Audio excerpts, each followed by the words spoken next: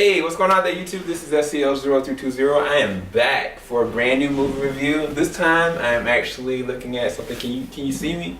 Can you see me? Focus.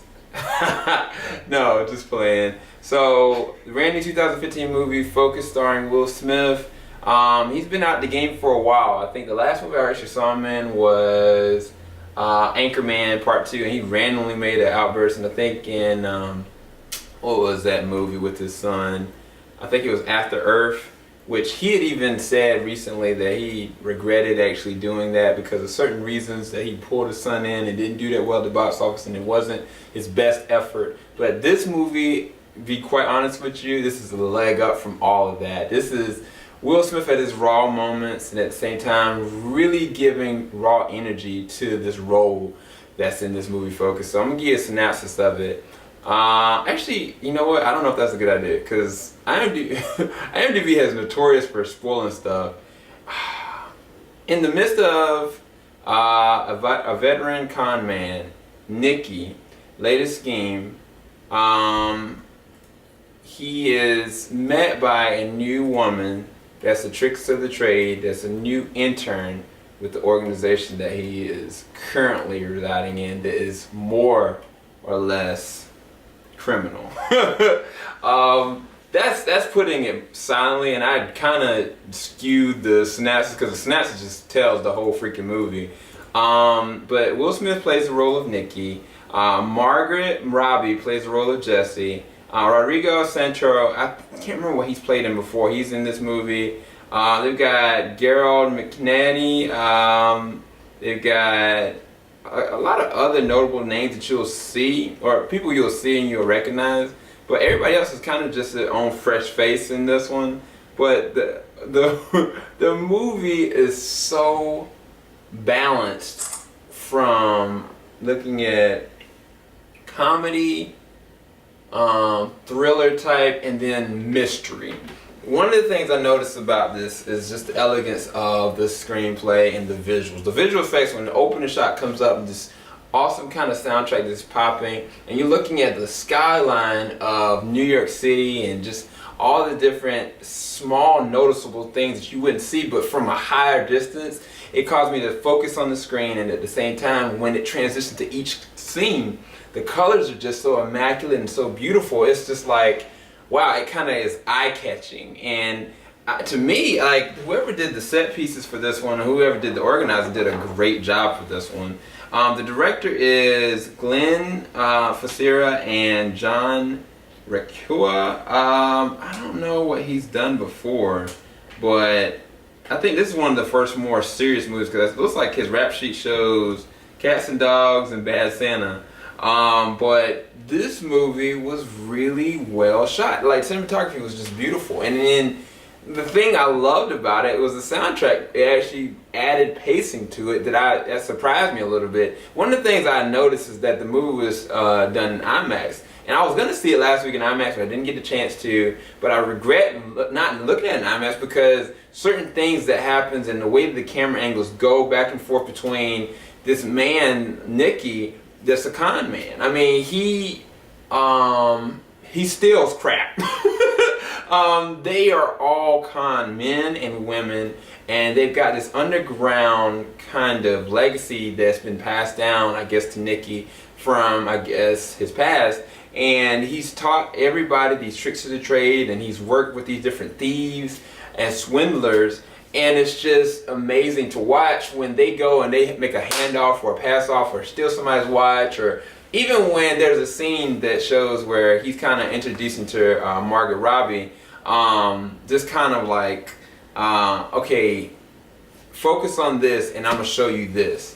Where he's just kind of like showing her, oh, I got your watch, I got your ring, I got your money, and you're just right here. You have no idea what I'm doing. It was done to perfection because it was such a subtle scene but it keeps your eyes and focus on how he's doing everything he's doing, but at the same time you don't know. So it's mystery throughout the whole entire movie, and even like the first interaction between the main character and Margot Robbie's character, like you're looking at it like, is there an agenda going on? And I think that adds weight and gravitas to each one of the scenes that you're looking at as they transition, because they go from there to New Orleans, they go to Las Vegas, and all these different places. Even there's a scene where it's on a racetrack, and the racetrack, when you actually hear like the actual cars going by, there's a real emotional and serious scene that's happening, and it's all about the prestige, and it's all about keeping your focus on one thing, but you're looking and your head's turning like what's really going on. So the acting in this one, Will Smith is awesome. Like, he plays such a great con man. I mean, it's taking like, I guess, his take on Hitch mixed with his charm in like Men in Black, but then like, if any of y'all seen 7 Pounds, like, y'all know that he can go on the emotional side where you're looking at the expressions on his face and they're telling the story, what's behind him.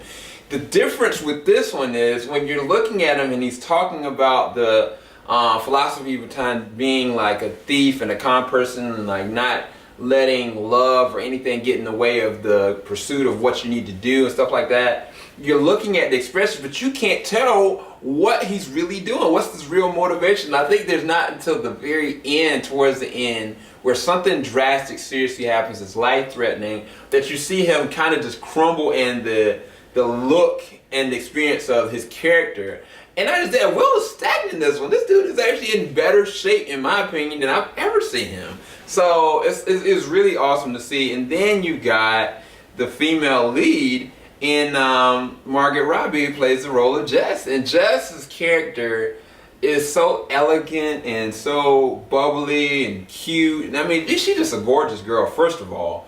But the role requires her to be emotional and emotionless, and at the same time gifted, but yet you don't know how seriously dangerous that she might be. And that's the most epic thing about this movie, is that you don't know who's playing who, and you don't know what's the gravity of what is the grand scheme of everything that's happening. Because there's this one pull off that they do midway, and it's like, you think that there's something going on with Nicky's character, and you think there's something going on with Margaret's character, and you're just turned from loop. This movie has so many twists in it that it's like, for a reviewer, a movie reviewer, I want to go into spoiler reviews immediately. I'm going to dedicate a spoiler review probably tomorrow, because Joe is here, he's working on some stuff, and I don't want to spoil him because he didn't look at it.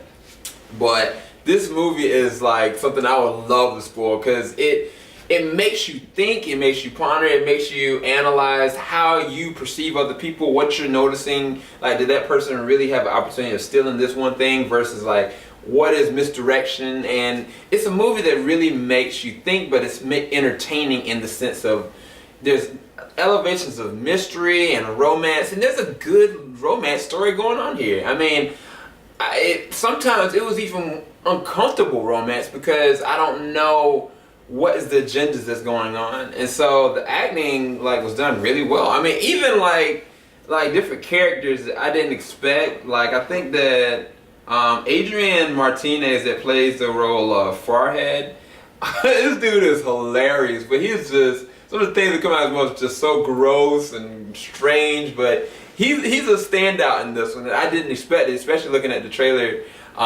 He's a standout in this one. But yeah, even like Gerald McRaney, he will be something that'll stand out for this one as well. Everybody brought their A game for this one, and I think one of the things that I guess was the weight of this is just the lifestyle of a thief and the lifestyle of a con man or a con woman, and how that can be a ever-loving roller coaster, you know. And I mean, even towards the end, like, there's an intense moment, or it is a build up to the intense moments that's going on, but you won't expect it.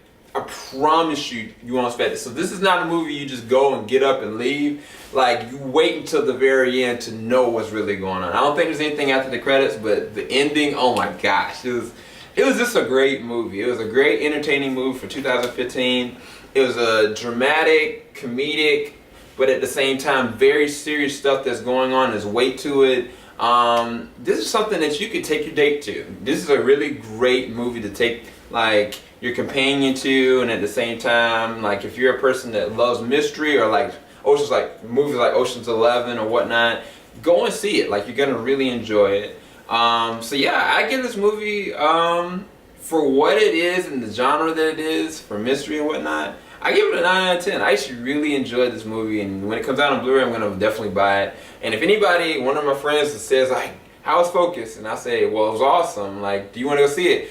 Let's see it again. Like, I would be willing to go and pay money to see this movie again, because there's certain things you don't notice and see, and this will bring you back. And I think that the movies that I bought just recently on Blu-ray, Now You See Me, the Magician's movie, that's kind of like how this is with certain things you don't notice, you know. And so it was really good. It was really good. So definitely go and check out Focus with Will Smith. Will Smith, you're awesome. You're back. I cannot believe these two are going to be back for a Suicide Squad. If any of y'all have been looking on Jared Leto's Twitter or Instagram, and how he's dyed his hair completely yellow and just like developed this whole new persona and whatnot, he's getting ready to be one of the most interestingly epic Jokers to date. But then now seeing Margot Robbie and Will Smith in these two roles and how they pair off of each other, she's gonna be an awesome Harley Quinn. She's gonna be an awesome Harley Quinn because she's bubbly enough and funny enough and well acting enough that she can do it.